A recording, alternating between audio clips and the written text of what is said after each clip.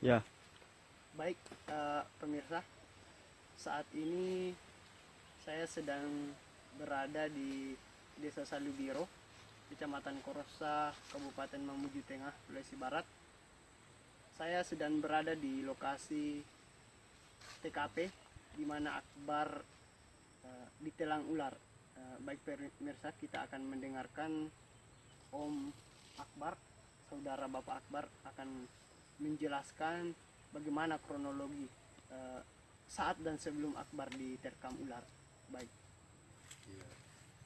Baiklah, saya peragakan.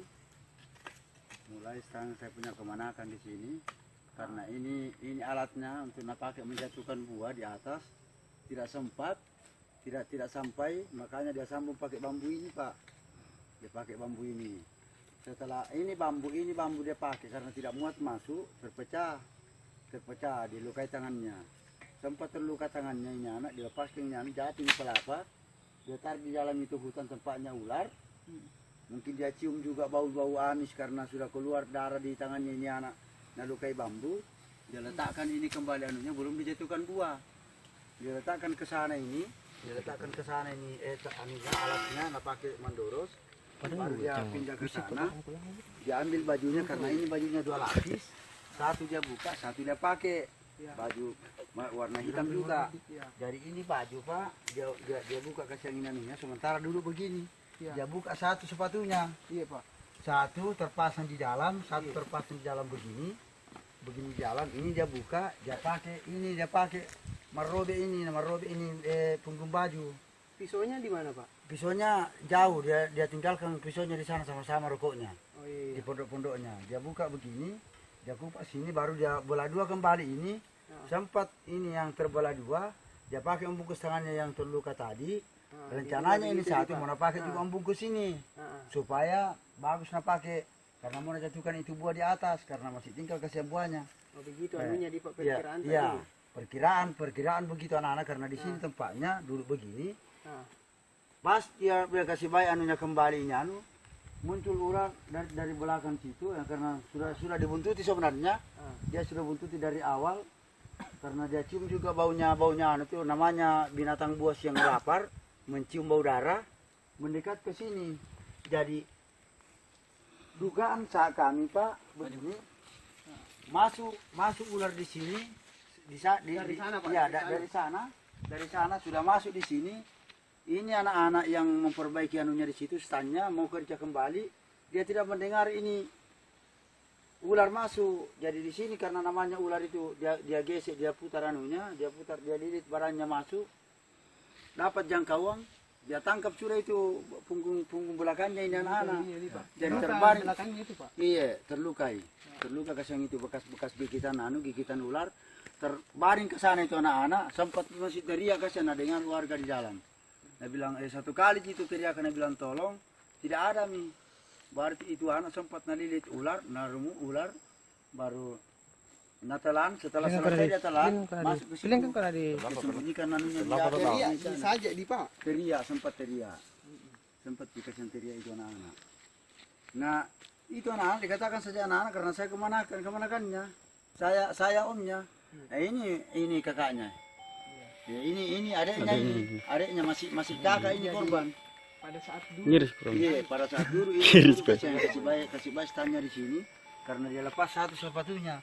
Andai kata ini sepatu tidak tinggal satu, Pak, kemungkinan orang mencari ini simpan siur ke sana kemari, tidak ditahu kemana rimbanya ini korban. Karena tidak mungkin sepatu tinggal satu, tidak ada pasangannya. Kemana ini pasangannya satu sepatu? Di sini orang gempar mencari, mana satu sepatu? Dicari tempat di mana-mana ditemukan alat. Ada di sini alat anunya. Dicari di sana di tempatnya, ditemukan rokoknya dengan parangnya.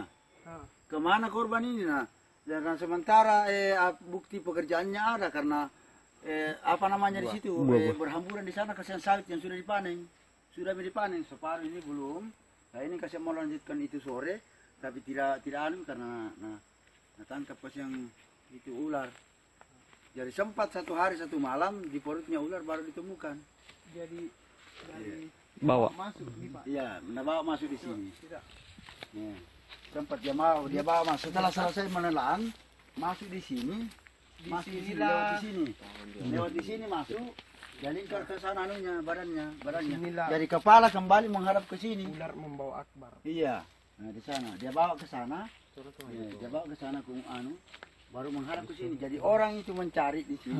Jadi tahu nanti apa ini tidak begini. Sampai berapa meter masuk ini, Pak? Sekitar ya meninggalkan Mau tempatnya tempatnya menelan berkisar 10 meter dari tempat kejadian. Tahu we. Ular di dalam sini, Di mana didapat di ini, dalam Pak? sini ular. Itu di atas orang itu. Nah, di dalam sini ular. Di tempat orang membunuh ular di sini. Ya pas di body nih ada dapat minggu lumai. Itu di dawe. Bapaknya sudah menghadap ke sini karena berputar itu ular dari sana. Diambil kembali, diambil stang karena mungkin terancam juga. Dia rasa terancam juga, diambil posisi itu ular ke kepalanya sebelah di sini kembali. Di body itu dapat jadinya, Pak. Dia kan melihat dia cahaya di sini. Orang di sana, warga yang mencari ini korban, saudara-saudara kami, anunya juga sepupu-sepupunya, ada semua juga di sini. Dia senter masuk begini, ada yang melihat cahaya di atas. Dia bilang, berarti ada ular di dalam, karena kenapa ada pantulan cahaya keluar. Nah sebenarnya itu bukan karena namanya manusia, ada keramatnya itu dikatakan manusia. Ya keluar cahaya dari perut ular. Jadi dia seret ke sini di Pak. Dia seret ke sini, nanti selesai menelan. Selesai menelan di sana. Iya, nanti selesai dia telan, baru dia masuk ke sini. Apa seandainya ada batang di sini, Pak, artinya pohon kayu melintang tidak didapat, Pak, sempat hancur dalam perutnya. Karena begitu memang ular itu kalau sudah menelan mangsa, harus dia hancurkan di dalam itu baru bisa pindah Pindah tempat.